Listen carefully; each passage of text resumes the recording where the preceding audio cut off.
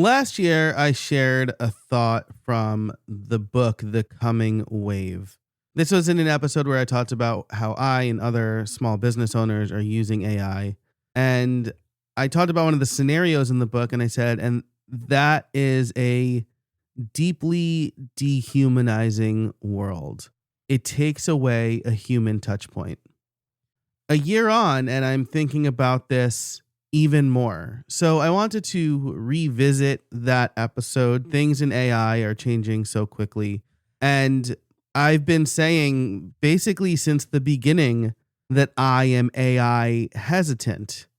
I would say I'm moving more in the opposite direction of most people. I am becoming more AI skeptical. And there are a few events that happened this year that made me think that way. But I'm also seeing how more and more people are using it.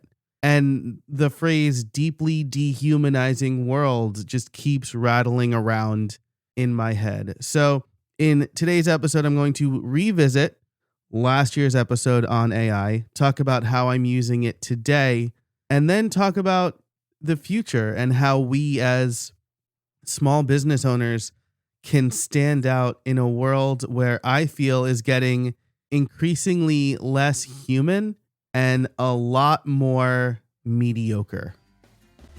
Look, you're trying to grow your small business while still having a life and not losing your sanity.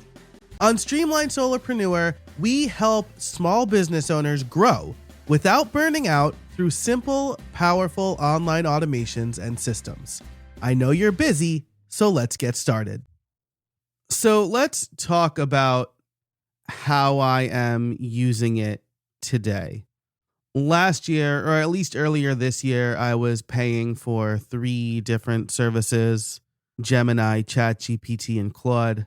I am only paying for Gemini now, and it's really only because it comes with my Google Workspace account. If it didn't, maybe I'd be paying for ChatGPT, but I can't say that with any amount of certainty. So last year, I mentioned that I was using it for research and ideation, overcoming writer's block, creating proposals. I am really only using it for proofreading my own work now. Well, proofreading my own work and extracting things from transcripts. So like I did give Gemini this transcript, or the transcript from last year, and I said, what did I say? Use only direct quotes. And I like that Gemini will actually cite the source and show me where in the transcript it exists. Google LM does the same thing.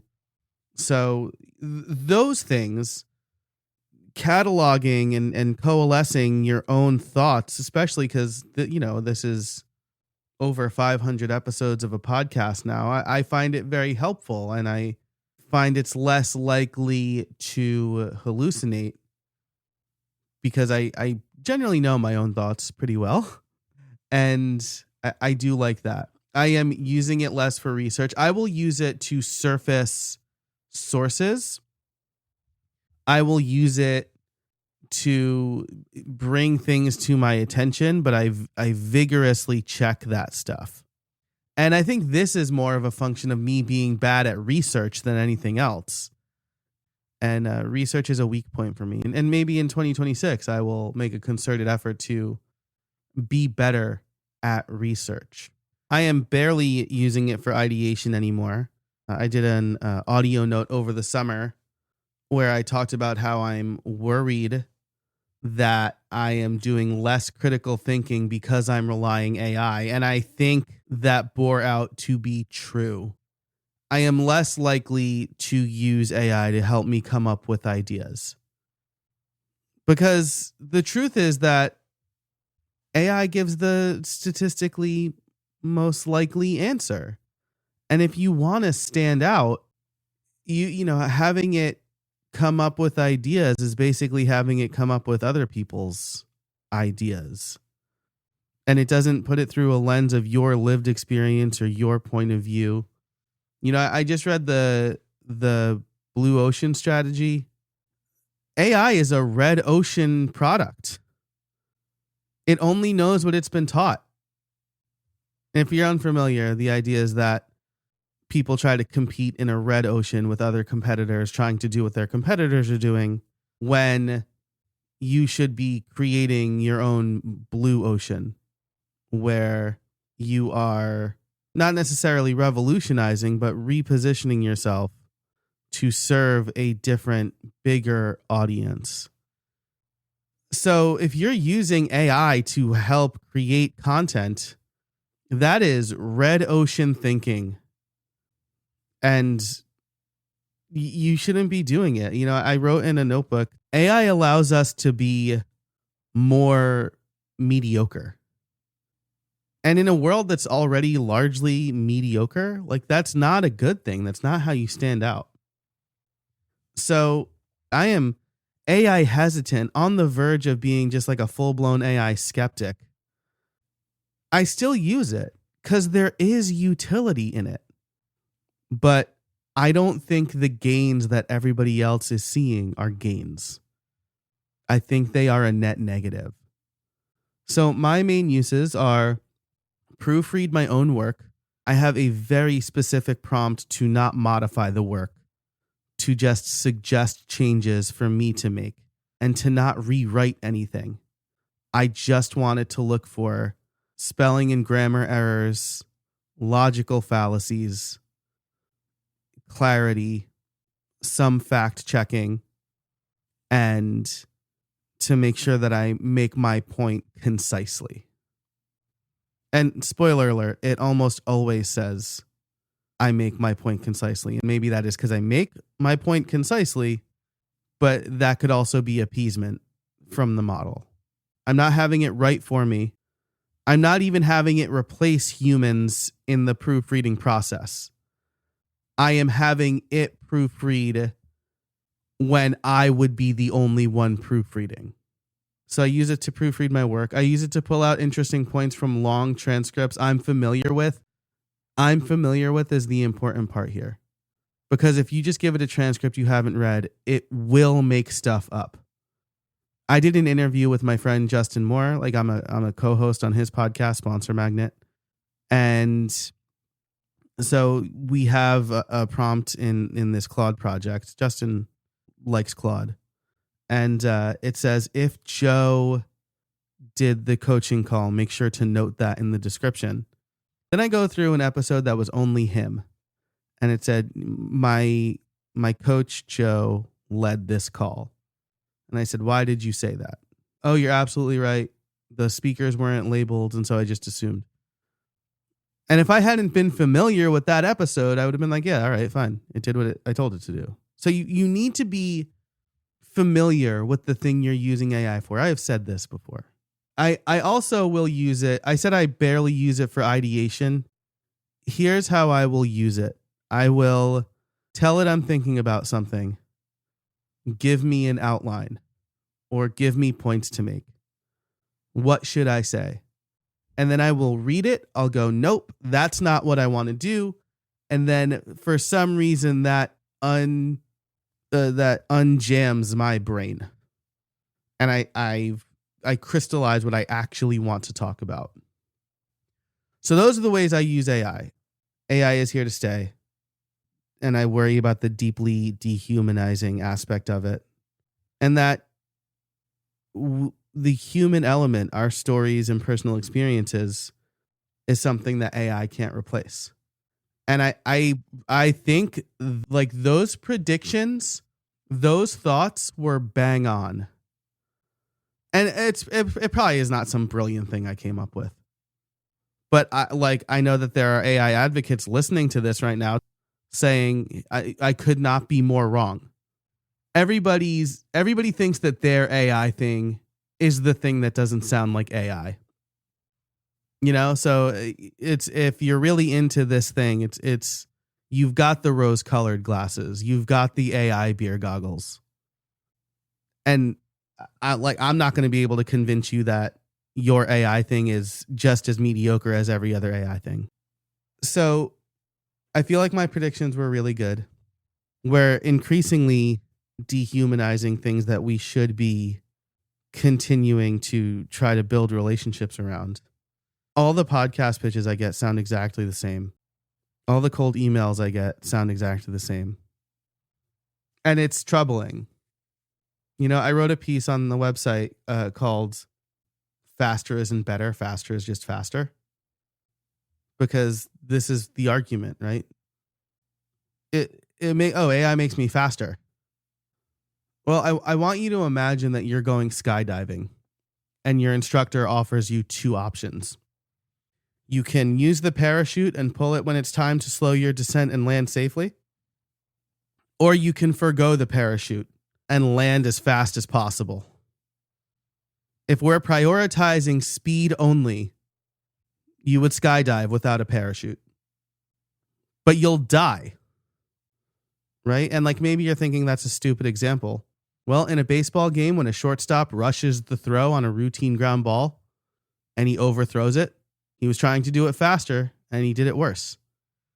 If you're cooking scrambled eggs on high instead of medium and you burn the eggs, you did it faster, you didn't do it better.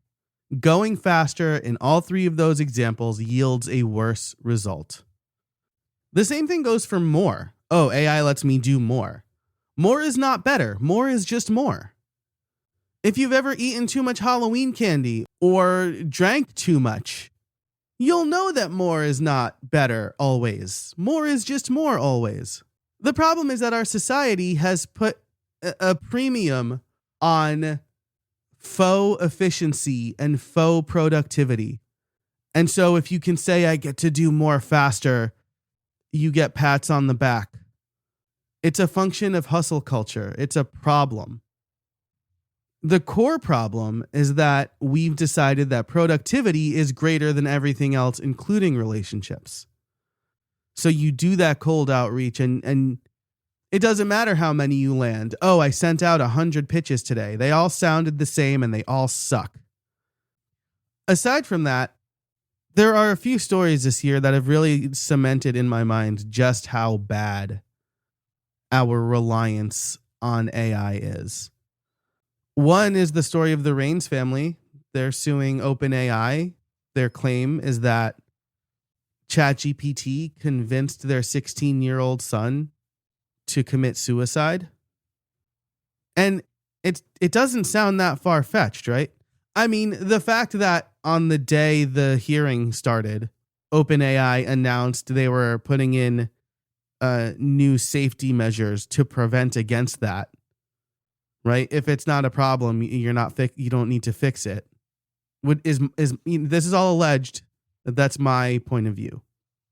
Right? But we are seeing this happen. Increasingly isolated kids are talking to ChatGPT or other AI models. And the AI model wants to appease us. And so it'll tell us what we want to hear. And it's good that OpenAI is putting these safe holds in. But it's still chilling, right? Meta, a story came out on Reuters where it leaked in an internal document that Meta's AI rules have let bots hold sensual chats with kids, offer false medical advice, be racist, figure out ways around creating pornographic images of celebrities. I'll link to the story in the description. You can find it over at streamlined.fm. But, the story says Meta confirmed the document's authenticity, but they removed portions which stated it was permissible for chatbots to flirt and engage in romantic roleplay with children. I just have a hard time figuring out how it made it there in the first place. Like, who thought, well, yes, this is probably okay. And the document has examples of a prompt and what's acceptable and what's unacceptable and why.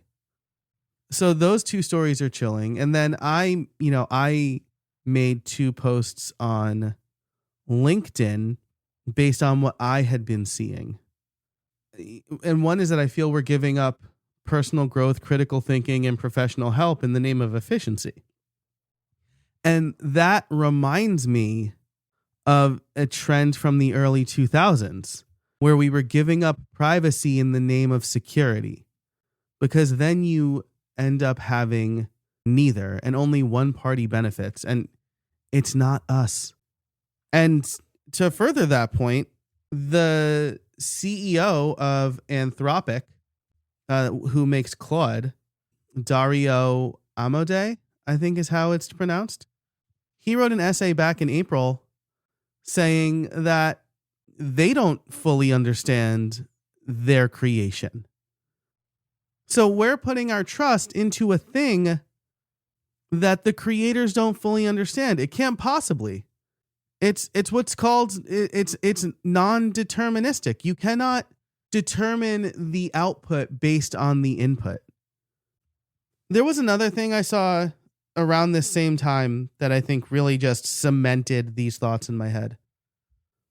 Somebody posted about, oh, are you having trouble with the Sunday scaries? Are you feeling anxious? Use this AI prompt to stop feeling anxious. Ask AI if you're feeling stressed or you need a coach, if you're stuck in your business or need relationship advice or have anxiety.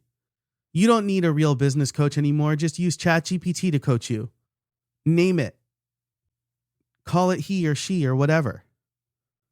That's problematic. AI is not a human being.